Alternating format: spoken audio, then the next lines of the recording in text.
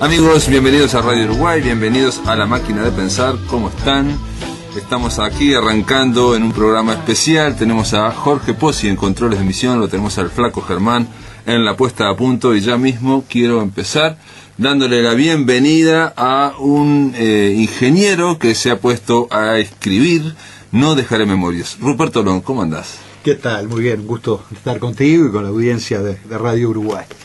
Ruperto Long, ustedes ya lo conocen, ahora usted es actualmente ministro del Tribunal de Cuentas, pero tiene una larga carrera como político, como ingeniero, y ha escrito No dejaré memorias, el enigma del conde de Lotremont, que, ha aparecido en muchos diarios y otras radios, estás recorriendo, para hablar de este conde enigmático.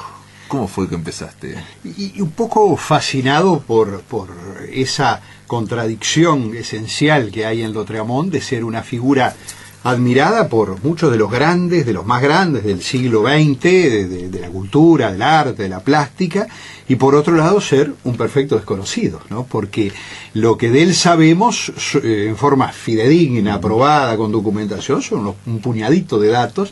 Luego tenemos algunas informaciones fragmentarias, en fin, y finalmente está el mito, ¿no? ¿Verdad? Todas esas otras cosas que se han ido generando a lo largo de los años. Entonces, pensar en esa persona tan admirada en el mundo y que nació literalmente donde estamos acá, a la vuelta de la esquina. Claro, sí, a 2 cuadras acá, ¿no? A 2 cuadras de acá. Sí. Y que los uruguayos no lo conozcamos lo suficiente, o mejor dicho, hay un grupo que obviamente integro de gente que somos muy entusiastas, pero que somos numéricamente pocos. Por lo tanto, el objetivo era desde un arranque algo que fuera más bien de difusión, ¿no? Pero que también tuviera el atractivo del misterio, del enigma, de partes noveladas, en fin. Sí, yo leyéndolo, a mí me sorprendió muchas cosas de este libro, entre otras, por ejemplo, que Lotremont, el conde de Lotremont, aclarémoslo, yo lo aclaro una y otra vez, es el seudónimo, el nombre de pluma de este hombre que se llamaba Isidoro Ducás y que nació aquí en Brecha y Camacuá, a la vuelta de donde está Aebu, por ejemplo, por decir algo, por decir una forma, ¿no? Y uno de los hallazgos del libro es que lográs que Lotremont vuelva a caminar y uno camine al lado de él. Por ejemplo, también algo que a mí me impresionó, puede parecer una tontería, pero vinculás a Lotremont con la Plaza Cagancha, con con la estatua de la Plaza Libertad, de la Plaza Cagancha, que obviamente cuando se creó, cuando se instauró, debe haber sido el gran atractivo de los montevideanos. Y Isidoro Ducás también debe haber ido a verla. Sí, justo cuando él regresa en el año 1867, después de haber hecho sus estudios en Tarbes y en Po, cuando vuelve, uno de los atractivos era justamente la Plaza Cagancha, y hay fotos de exactamente de esa época, que cuando se inaugura, porque se inaugura en ese año, claro, que está totalmente desolado, está en el medio de la nada esa estatua magnífica, que además tiene algo que ver con lo que es la obra de Isidoro, en el sentido de que es una estatua en la cual aparece el bien aplastando al mal, ¿no? Yo imagino que Isidoro haber dicho eso, no estará así por porque hay que decir que Lotremont, Isidoro Ducás, Los Cantos de Maldoror, básicamente su obra que lo hizo conocido en todo, por lo menos que influyó a muchísimos artistas, ¿no? La semana pasada hablamos de algunas de las influencias, y no sé, por poner un ejemplo, Jim Morrison, a nivel de rock, hay un montón de grupos de heavy metal que tienen vinculaciones con nombres de Maldoror, sorprendente. Y aparte, por ejemplo, también hay una película sobre Bob Dylan que se llama Der Wilder, que precisamente muestra a Bob Dylan en distintos personajes, y uno de ellos es Lotremont, lo muestra como Lotremont.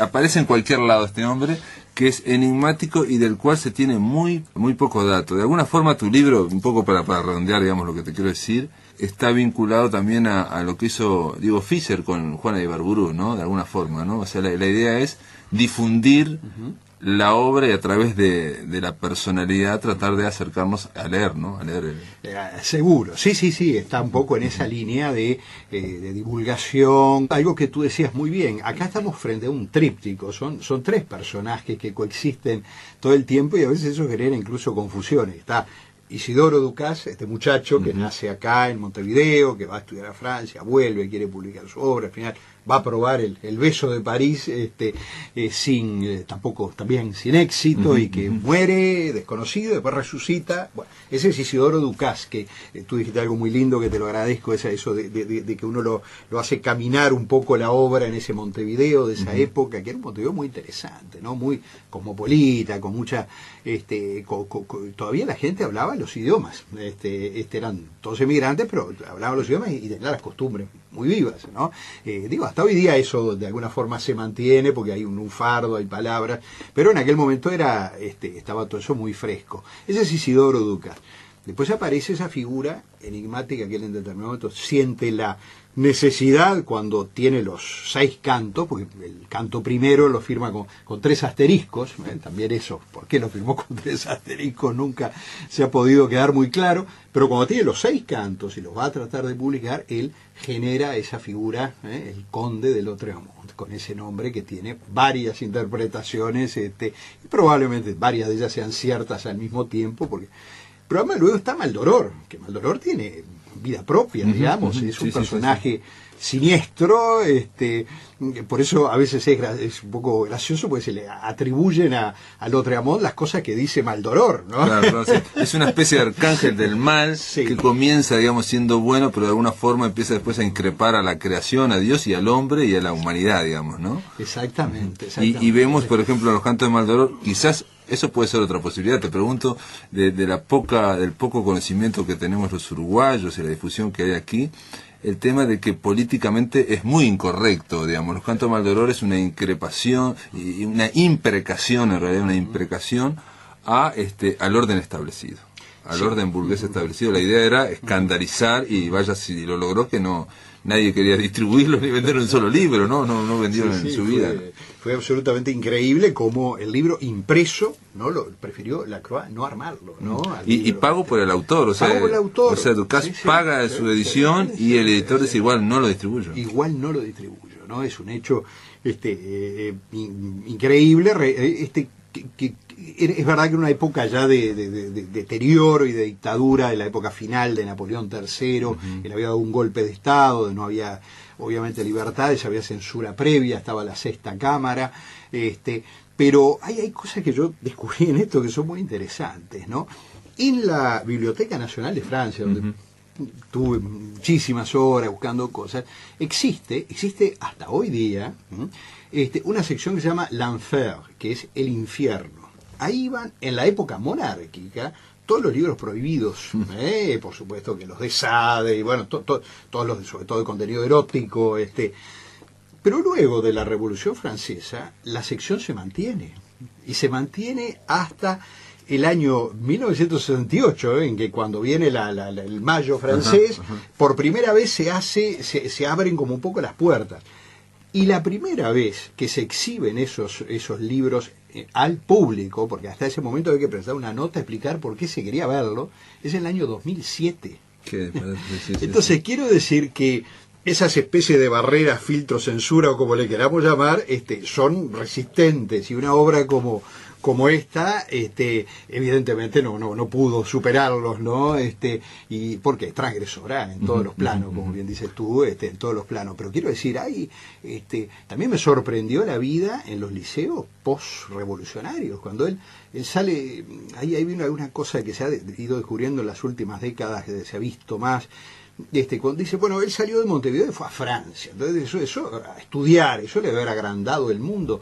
No, era que Montevideo gozaba de una amplia libertad, era una ciudad llena de exiliados, exiliados argentinos, exiliados franceses, Jacques Amédée estaba acá, Arsène Isabel, muchos, y de otros países, y él era muy libre porque seguro la madre había muerto, el padre era una figura ahí medio de la sociedad, porque era un emigrante que vino sin nada, pero era un personaje de alguna forma. De todas formas, el padre por lo menos tenía un cargo a nivel diplomático, entonces eso siempre genera, ¿no? Sí, hay un detalle ahí importante que también tomó mucho tiempo verlo con claridad. El padre emigra, igual que los hermanos. Los hermanos se van finalmente a Córdoba, Pero él emigra, él después consigue un puesto en la Embajada de Francia. O sea, no es un diplomático de francés carrera, de carrera que lo mandaron a Montevideo y entonces el otro por eso nació montevideano. Si lo hubiera mandado, no sé, a Angola, hubiera sido angolés. Claro. No, él decide y elige emigrar con toda la familia a Uruguay, a Argentina, y luego consigue un puesto, primero muy abajo en la embajada, después va progresando, llega a ser, creo que el segundo de la embajada en algún momento, y se jubila y se queda acá en Uruguay, y muere en el Pirámides, y está enterrado en el cementerio central. Un detalle, quizás que vos lo mencionás varias veces y creo que con buen tino, es la afición del padre, François Ducasse, y de Isidoro por el mate.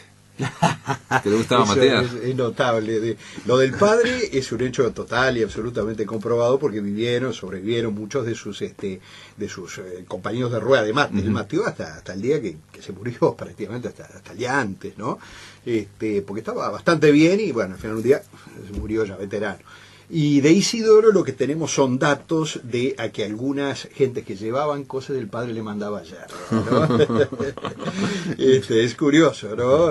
Por eso es un personaje que tiene mucho nuestro, tiene mucho de Francia, por supuesto. De todas formas, yo creo que lo conversamos la semana pasada, que a nivel, digamos, literario, el aporte, la obra de Lautréamont, los cantos de Maldoror, lo que yo decía, estas imprecaciones, tratar de escandalizar el orden burgués, tiene que ver con el siglo XIX francés, tiene que ver con los simbolismos. Vos en un momento lo mencionás, sale Lautréamont y sale Rimbaud, los dos son como, siguen después de Baudelaire, digamos, o sea, el mismo hecho de que en esa época la forma de escribir de estos autores hiciera que los críticos dijeran esto, que es poesía o prosa, porque poesía en verso libre no existe, ¿cómo es, no?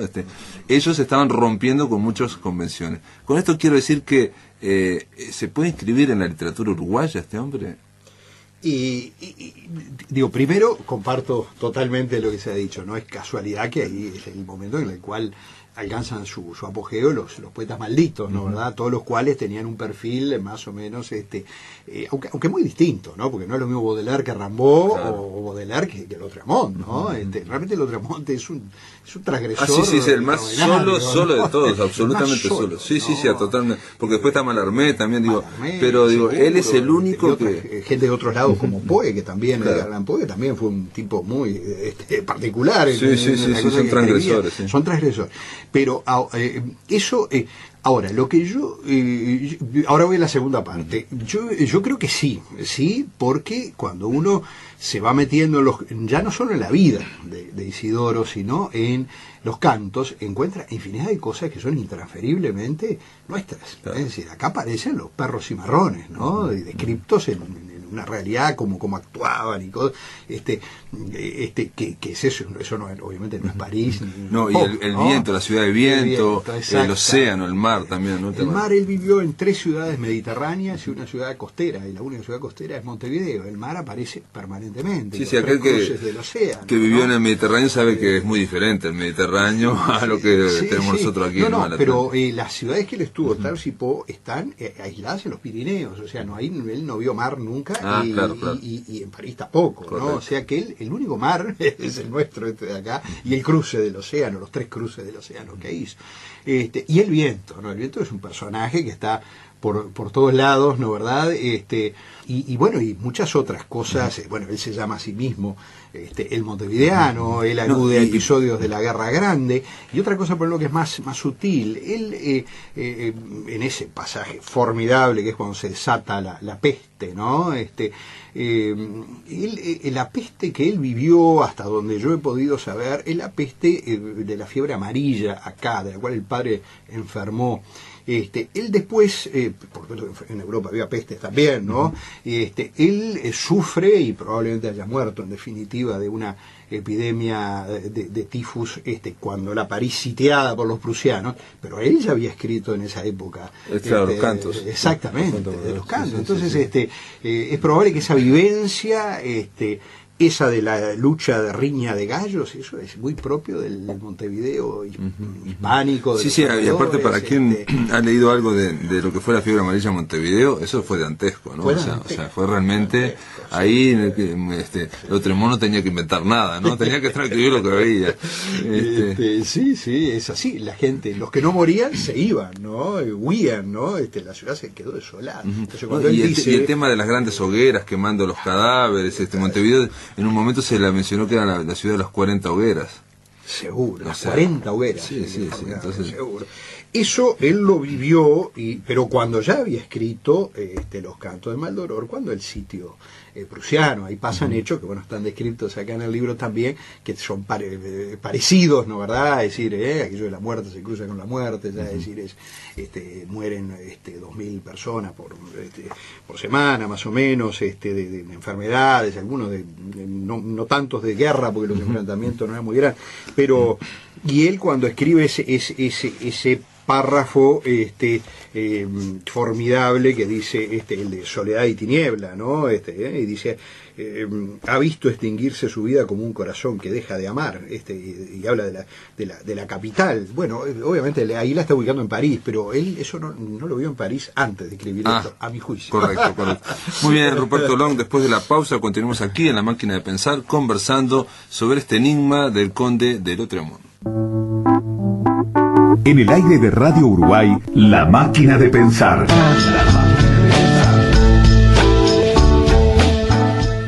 Amigos, estamos aquí en La Máquina de Pensar, estoy conversando con el ingeniero Ruperto Long en torno a este libro, No dejaré memorias, el enigma del conde de Lautremont. Estamos hablando sobre él, una de las de los ganchos que está muy bien puesto, ¿no? El anzuelo para este libro, para enganchar al lector en esta tarea de difusión, es el comienzo, no sé si el mismo comienzo, sino cuando empezás a hablar, y eso desacomoda, lo cual está muy bien al lector, de Camus y Sartre, ¿no? La pelea que un poco sabe lo que vivieron esos dos grandes intelectuales, Sartre y Camus, que eran amigos, que eran compañeros de ruta, y en un momento se pelearon a matar, y a Camus le dejaron prácticamente solo, y la revelación de este libro es, ¿no?, de que una de las razones por las cuales se pelean es por Lautremont.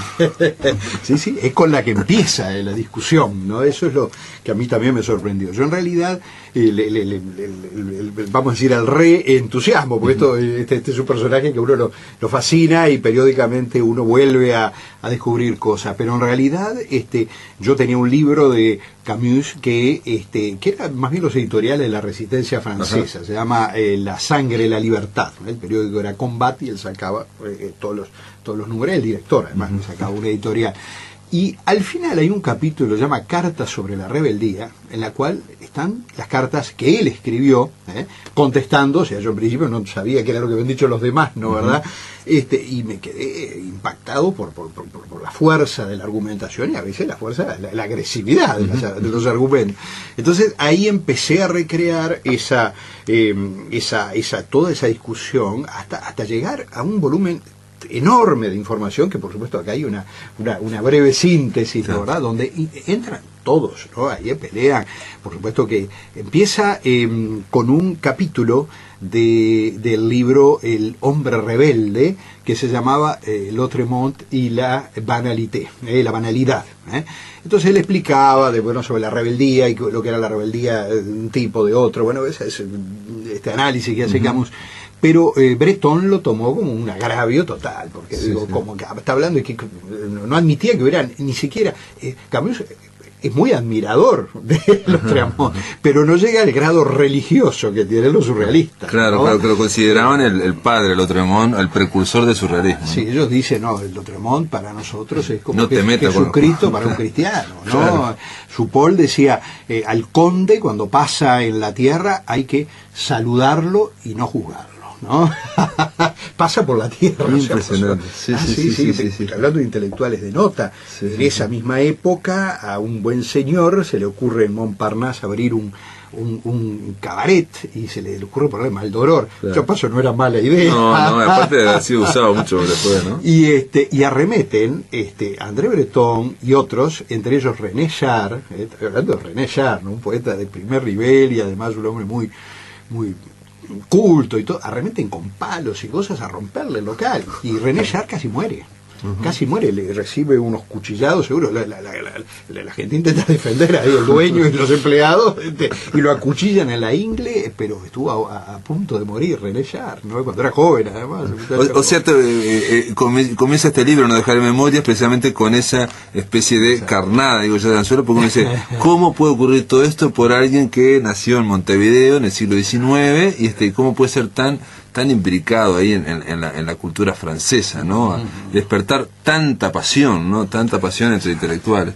Entonces, ese es, obviamente, la curiosidad. Y hay otro salto, porque esto es una historia dentro de otra historia y dentro de otra historia. Es decir, la historia de la vida, en definitiva, de Lautréamont aparece justamente como a partir de esa discusión entre los surrealistas y los existencialistas y todos los demás, la Iglesia, el Partido Comunista, todos, ahí no intervienen todos, es una cosa increíble, y las cosas que se dicen,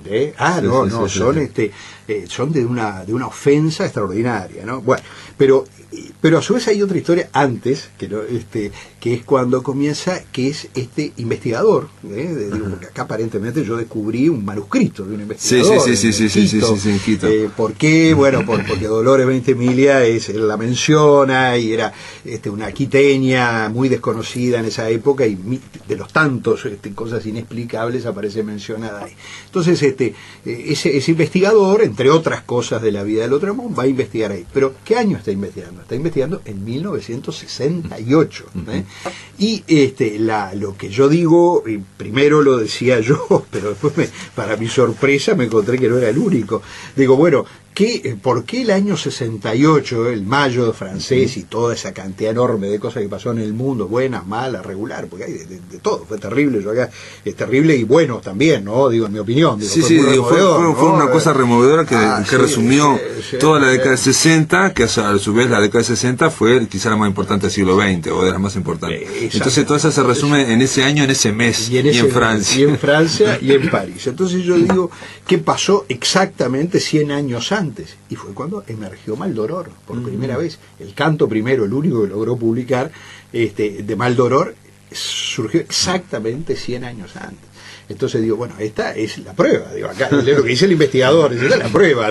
Ahora, estando en esas búsquedas allí, me encuentro con un manifiesto que está en la sala de libros raros de la biblioteca, o sea, es una cosa que está ya imposible de conseguirla, en el cual, en diciembre del 67, o sea, 4 meses antes, 45 intelectuales, tengo la copia dicen, ¿qué es lo que está pasando? Estamos hablando unos meses antes del estallido del mayo. ¿Qué está pasando? Y concluyen y termina el último párrafo, dicen, es el dedo de Lautréamont que se ha posado sobre la carta de los océanos, tal cual si fuera la sien donde nace una arteria que no está hecha de otra cosa que de fuego.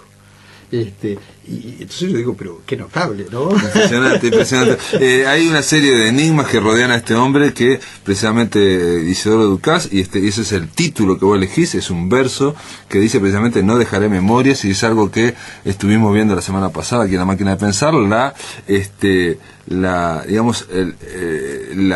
evanescencia de esta figura que es elusiva, que se va evadiendo de todo, y entonces queda casi como un héroe romántico que va como caminando por encima del océano, pero en su opalanda negra, y no se sabe exactamente qué fue, ¿no? O sea que, por ejemplo, la poeta que vos mencionás, esta Dolores Ventimiglia, que la menciona este hombre en su obra, y no se sabe cómo pudo conectarse, cómo pudo conocer la poesía de una quiteña, una ecuatoriana, en esa época, en su misma época. Estamos hablando del siglo XIX, ¿no? Siglo XIX, ella estaba en la ciudad de Cuenca, en la mitad, muy aislada, porque fue una mujer que ella participaba primero de tertulias literarias en Quito, después fue a Guayaquil, pero finalmente terminó en Cuenca, siguiendo al marido de ella, que era un médico, y ahí estaba muy, muy mal visto que una mujer se dedicara a la literatura, que escribiera, y encima que se reunía con hombres, ¿no? Que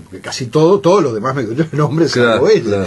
Entonces la empiezan a difamar de una forma terrible, que termina, pasan una cantidad de cosas que realmente no se pueden creer en la vida de esta mujer, y ella termina suicidándose. Pero se suicida en esa localidad, había sacado unos pocos poemas, no la entierran, como era suicida, no la entierran, la arrojan en una quebrada. Pero ¿qué pasa? En ese momento alguien dice, no, pero ella se suicidó porque ya tenía un hijo en las entrañas, y el marido se había ido hacía no sé cuántos meses o cuántos. Entonces esa fue la razón.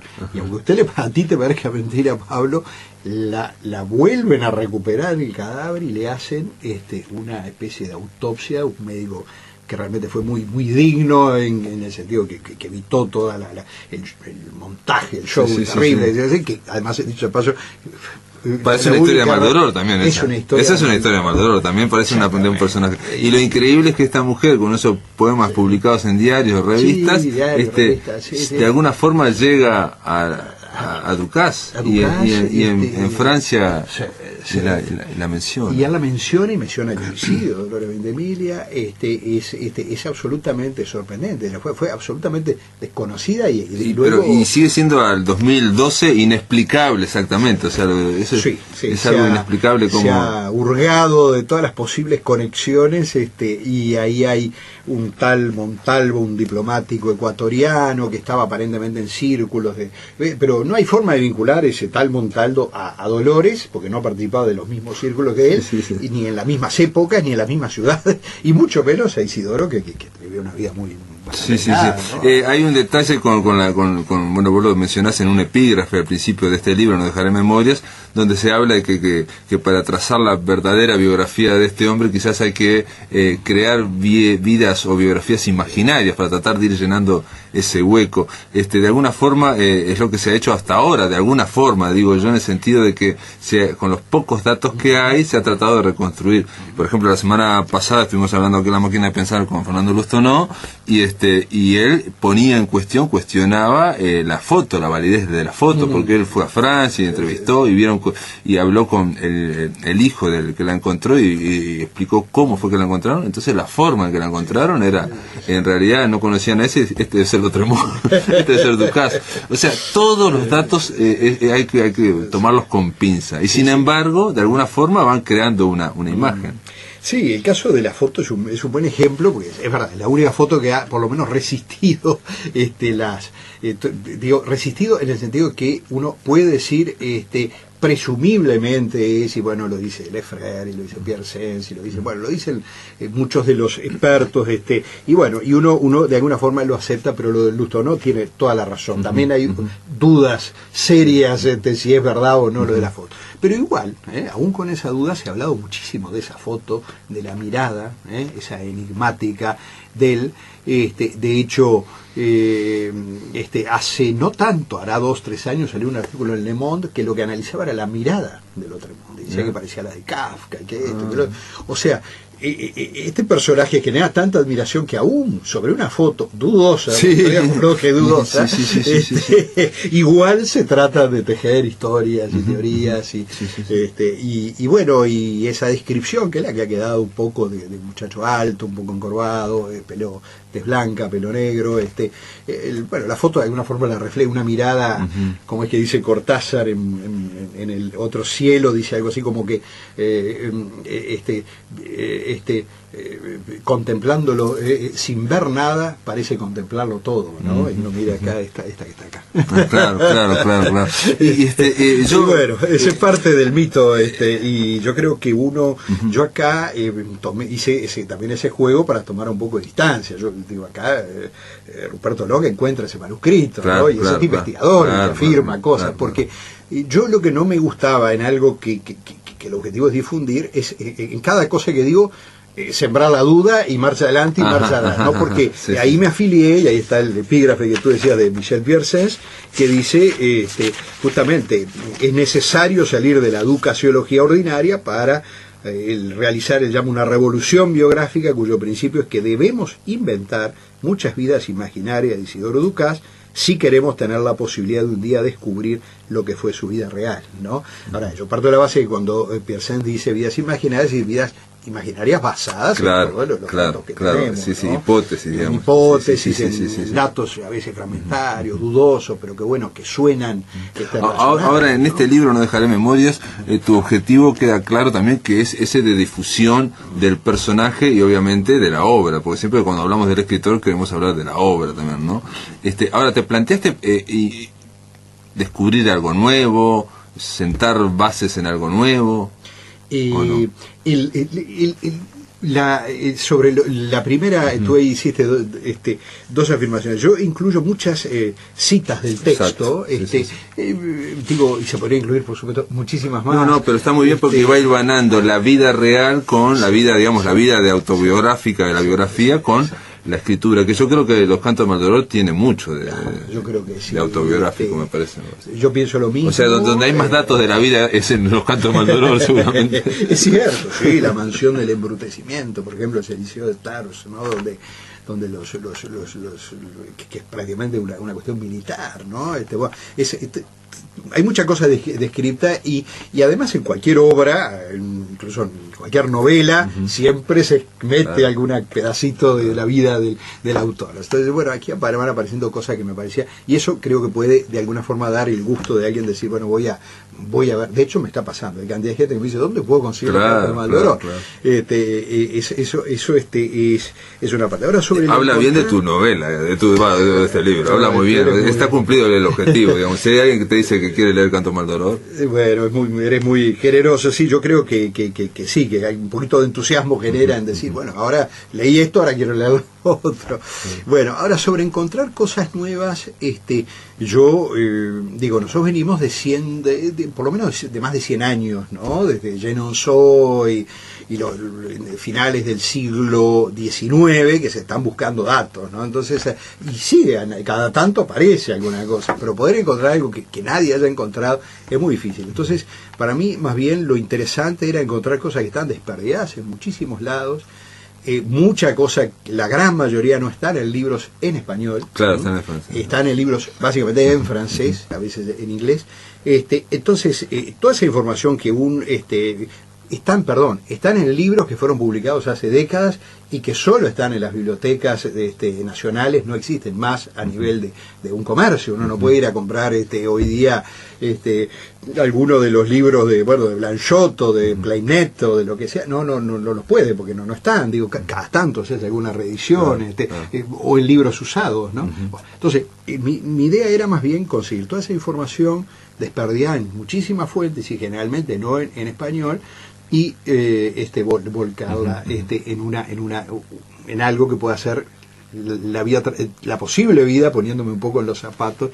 Con todo, algunas cosas aparecen. Yo, por ejemplo, nunca había visto citado justamente en ese capítulo, en el capítulo que inicia la gran discusión del año 51 y 52, que Camus había puesto el capítulo, como dijimos acá, se llama Lautréamont y la banalidad.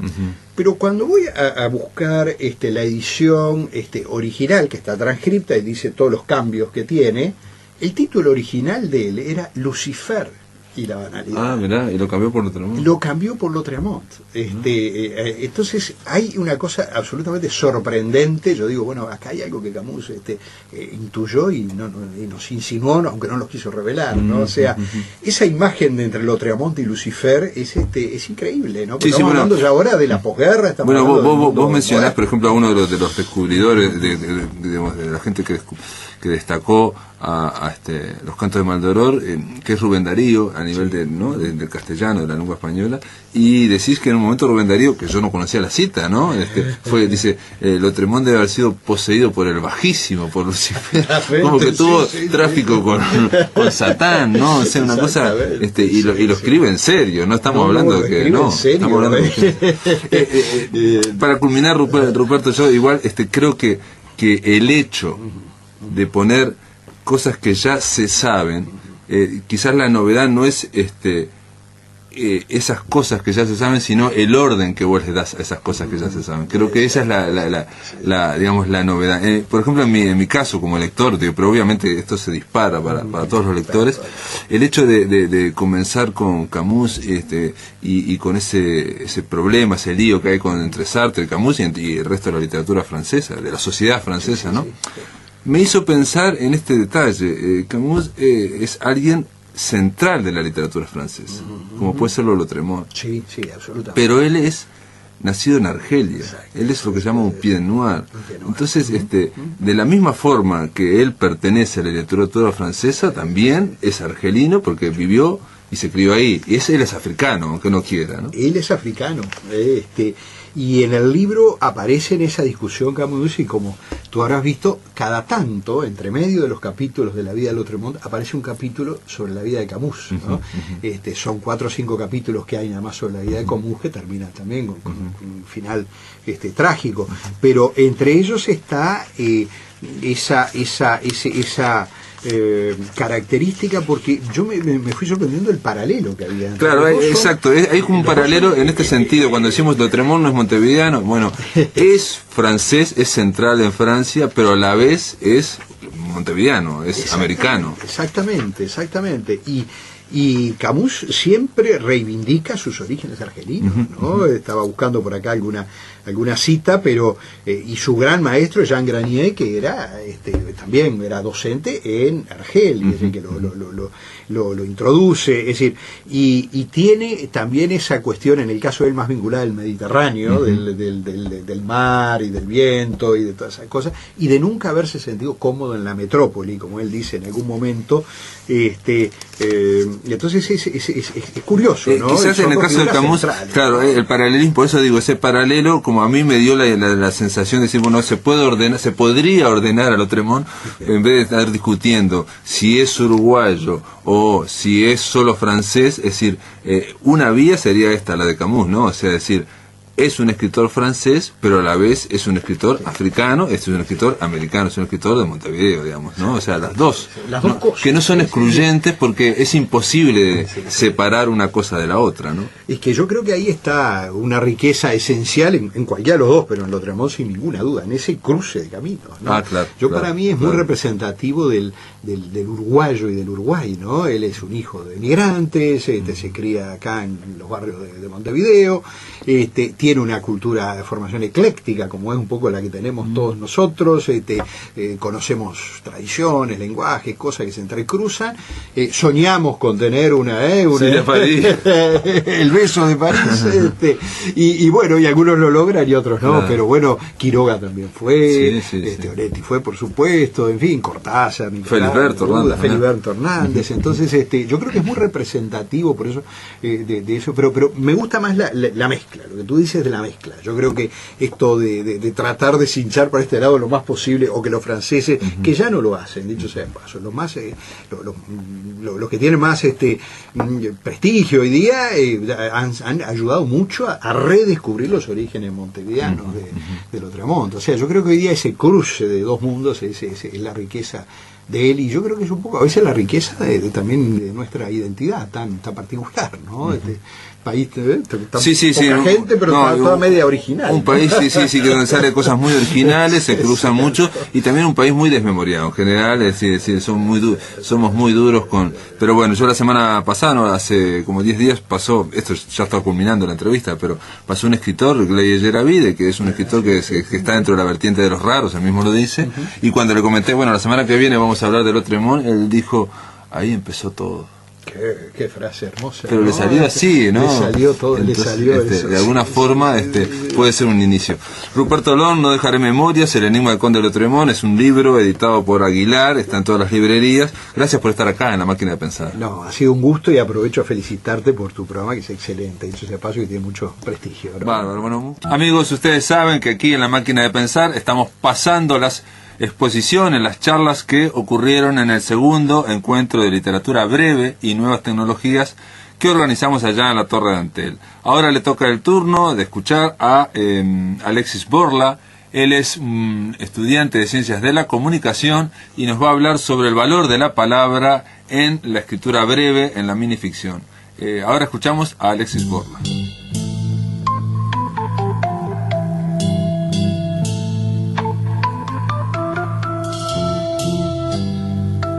Buenas tardes, agradecer a Pablo la amable invitación a través de Lisa Blog.